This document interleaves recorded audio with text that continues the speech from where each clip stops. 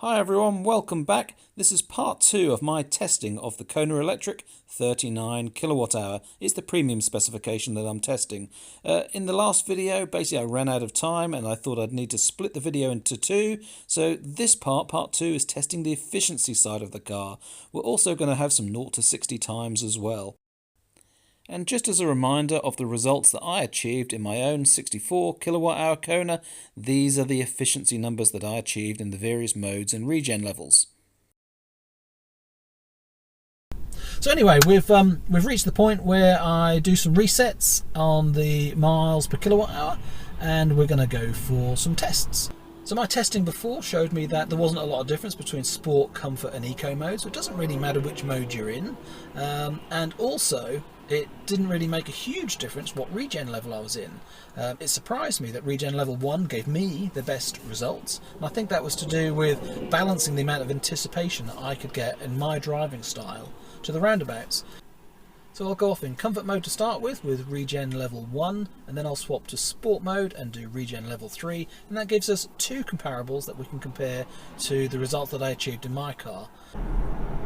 So this premium specification, there's a couple of things that I've noticed on the car as well. It does have the reversing camera, it does have the satellite navigation installed, it does have blind spot monitoring on the mirrors, it does have lane keep assist. I've seen that and felt it working, and part of the testing that I'll flick on to cruise control as well, because I can see the modes are here, and we'll see if it all comes on the same.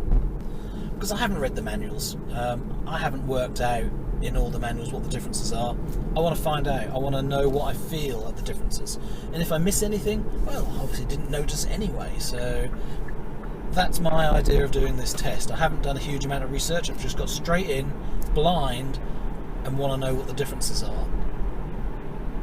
It's funny when you're doing economy tests, it goes against the grain for a car like this, because you feel that you want to press the accelerator and have fun and enjoy the car, because it really is a great driving experience. So when you're doing an economy run and you're pushing so gently on the throttle trying to keep it smooth, it goes against the grain, and those that don't like getting good economy anyway and don't care about it, yeah, it's foreign to you. But I'm accelerating so slow, it's painful. Oh, there's a Leaf 40. Give him a wave. So if you're watching, whoever you were, out in the sagey green coloured Leaf 40, it was nice to see you. Car looked nice on the road. So an interesting thought on the regen side of things and the efficiency of this car. Well, with 100 kilos less weight, that's 100 kilos less that you've got to accelerate. But once you have accelerated and you're up to speed, the 100 kilograms must help you with regen, because it must take more energy to slow you down. Probably regen's a little more effective in my 64 kilowatt hour version. Alright, let's make sure we're not cheating. Let's have a look at the tyre pressures and see whether they are how they should be. Ooh. Actually, they're a little bit lower than mine. Mine are at 40, and after this little driving, these are at 36 and 37 PSI. So while we're doing this test, let's have a quick flick of the Smart Cruise Control. I've pressed and held the distance button on the Smart Cruise Control to make sure it's available. And there's the cruise, flick it on. Yep, that's come on straight away. We have the green steering wheel and the green lane keep, so now it should steer. Yes, it's steering perfectly well. So Smart Cruise Control works perfectly fine. Lane follow assist is on this premium level as well. And here we are. What have we achieved? Well, it's obviously quite sensitive, because as I was pulling in here without that last little bit of regen, it was only at 5 miles per kilowatt hour, and that last piece of regen has boosted it up to 5.3 miles per kilowatt hour, and we've done 9.2 miles in 14 minutes.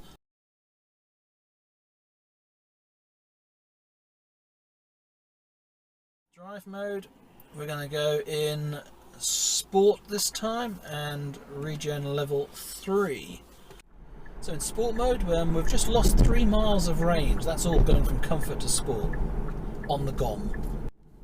something I was thinking before I actually took the car for a test drive. I was starting to wonder whether in my car, the 64 kilowatt hour version, I don't really drive in sport mode. It's a little bit too much. I prefer comfort. But I'm in sport mode now, and you know, this is nice. It's not as aggressive, so maybe that's it. You know, maybe sport is just too much in the 64 kilowatt hour version, and sport is just right in this one. So this is a really nice compromise. I wouldn't be put off buying this car at all. Just makes you think, oh, why didn't it have 45 kilowatt hours of battery? You know, just a few more to get that range up. And I think that's what everyone's asking for. And yeah, I don't understand why Hyundai did that. You know, if the Leaf has 38 that's usable and advertised 40, why bring out the 39? Why not 43 or 44 and just blow it away? So we're just resetting. There we go. Let's reset them both and try and drive exactly the same. Nice and gentle on the throttle, even in sport mode. I think this is better than mine. I think driving wise this is better. Better for those that don't want the big heavy car. It's just that fraction weight difference that sharpens up a little bit more. Yeah, and regen in level 3 is very, very nice. Well, here's an update for you, for all the viewers that are following the channel and know about some of my personal circumstances. You'll obviously have seen Susan on camera before and heard of Susan, my wife. I let her drive the Kona Electric the other day, let her drive. She agreed to. She's been a little bit apprehensive, thinking it's my car, it's too expensive, she didn't want to go near it. And we had an opportunity as going to Brighton to let her have a drive. She was really, really impressed. So the fact that this one's 5,000 less and doesn't have quite so good range, oh, you know, it really crosses your mind instantly. The perfect combination, have two on the drive. You know, one for her, one for me. She does more short journeys. If we have a long distance journey, go in mine. It would work really, really well.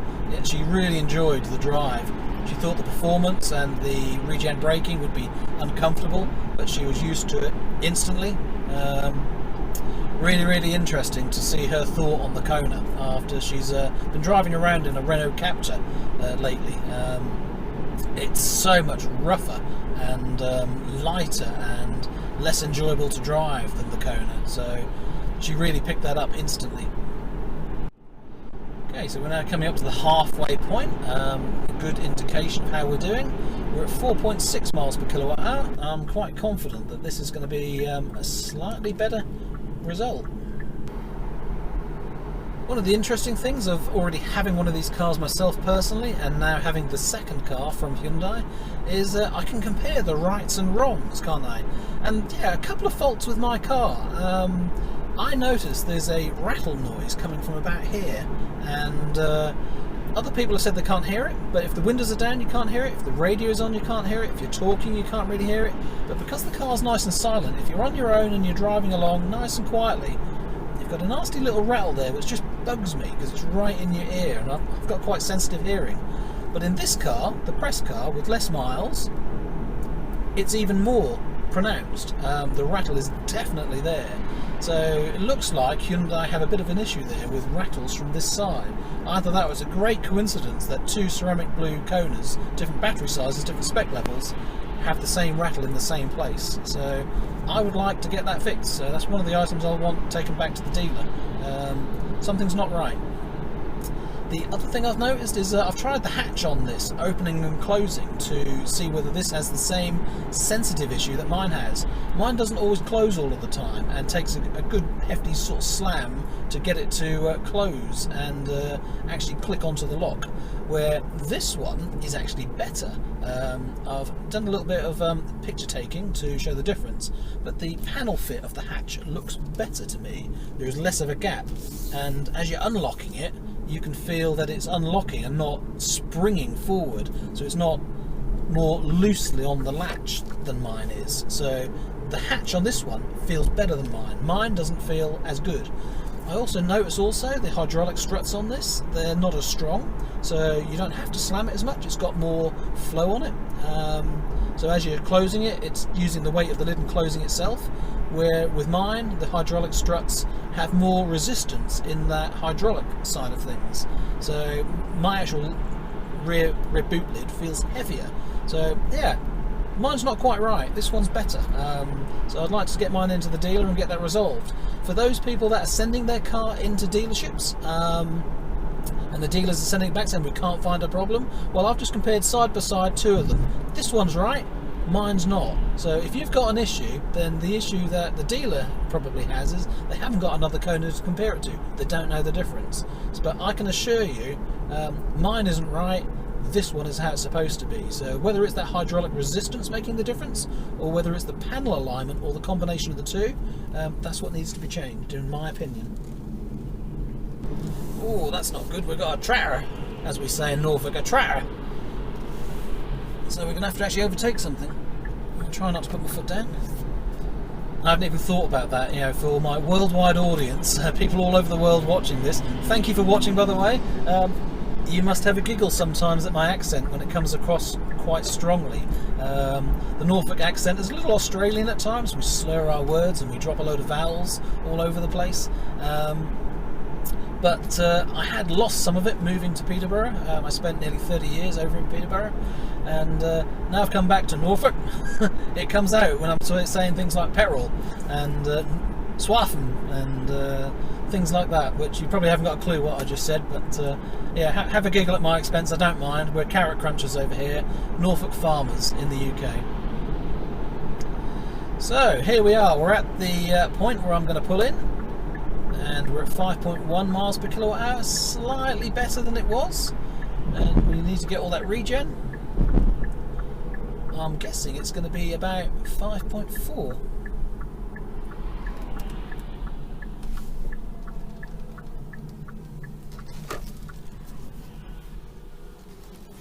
.4, there you go. Oh no, 5.5.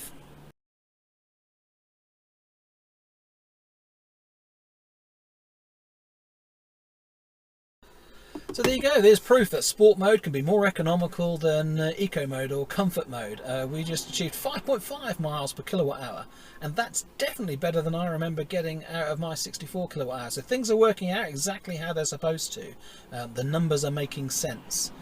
So yeah, third run we'll go in eco mode with regen level 2 this time, so not aggressive performance and definitely not aggressive regen, and we'll go for that and see how we get on. I'm liking this car more and more. Even though I've already got one, I don't want to give it up. So even in eco mode, let's have a little go here. Here we go. See, that's not slow. Even in eco mode on the smaller one, that's really quick. Should have done a 0 to 60 time there, but that was just over 60, 63, 64 miles an hour. Interestingly, we've done a few tests now, so let's see what we've actually done miles wise. We've done nearly 40 miles, and we started with 153 miles of range. Quickly in drive mode, just test it, which now says 120. So 20, 40, 160, so yeah, we've gained getting close to 10 miles on the GOM. So there's me out enjoying myself in the Kona doing some test drives, and I've just had a call from Susan to say that some, I would say not very nice person, but it's probably not their fault. Somebody's just ran into the back of her, so she's had an accident in hers. So her pride and joy, the car that she chose and wanted to drive, now has got stoved in back to it, and thankfully she's safe. Thankfully, you know, she's saying she's got some neck ache already, so it was an emergency stop for her, and then someone pranged into the back afterwards and didn't brake in time.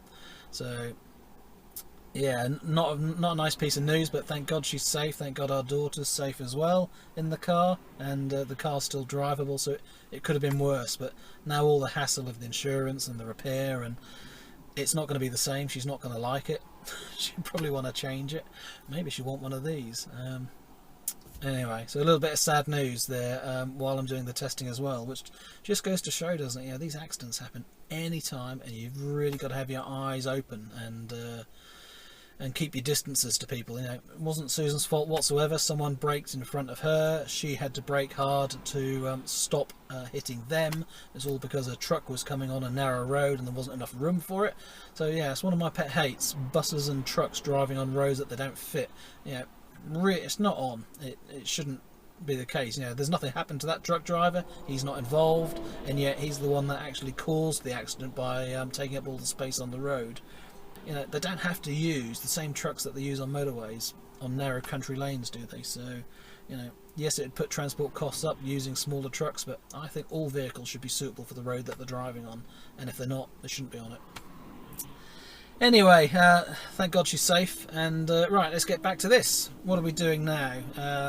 Yeah, that was 5.6 miles per kilowatt hour. That's the best so far, and that was in eco mode and regen level 2. And don't worry about the time on the trip meter here. It was only longer than last time because there was a phone call that came in, and I didn't take the picture straight away.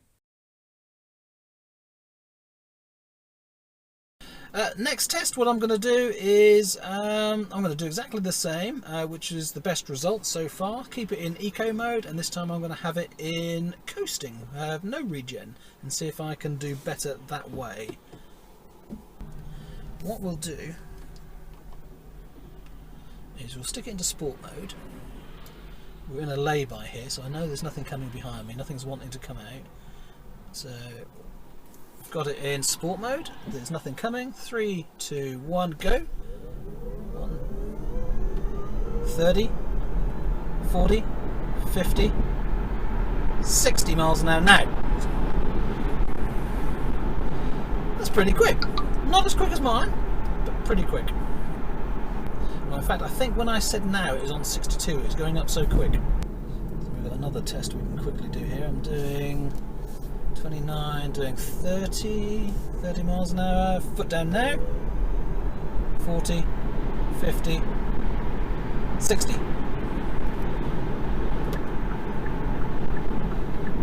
So if I can get a timer on those, we can get the 30 to 60 time and the 0 to 60 time, roughly.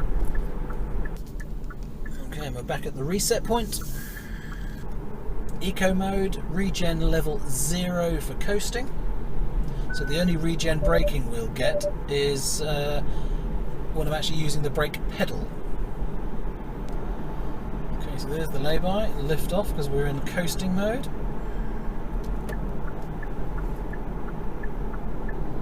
I'm just going to coast for ages and ages.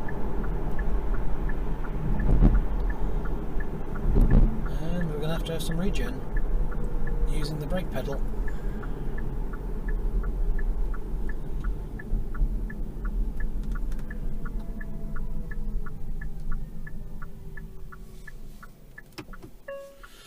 And there we are. So that's the last of the tests for efficiency. Same time, 9.2 miles, very, very similar. It's obviously the same route, it should be. And 5.4 miles per kilowatt hour.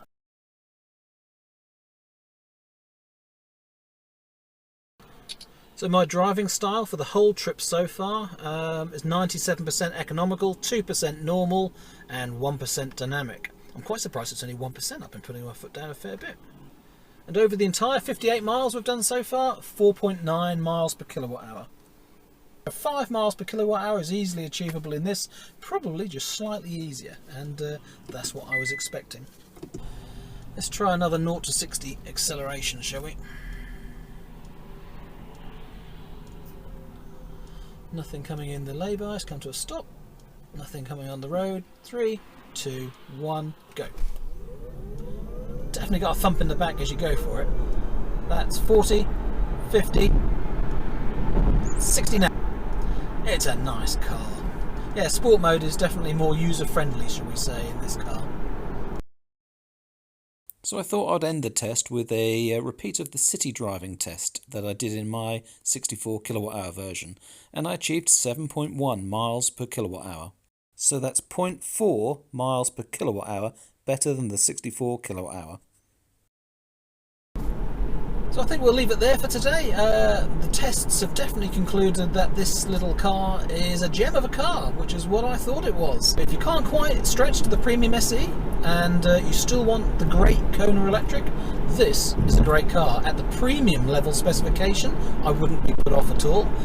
Whether you went for the larger battery or not, actually this one handles just a little bit better and isn't so scary in sport mode, so yeah, it might be right for you as well to go for the smaller battery as well. So there you go. I've really enjoyed this first drive in the car. I'm going to have a few more experiences that I'll share with you in the car before it goes back. So take care for now. Thanks for watching, thanks for subscribing everyone, and don't forget to like and share the videos. See you again soon. Bye for now.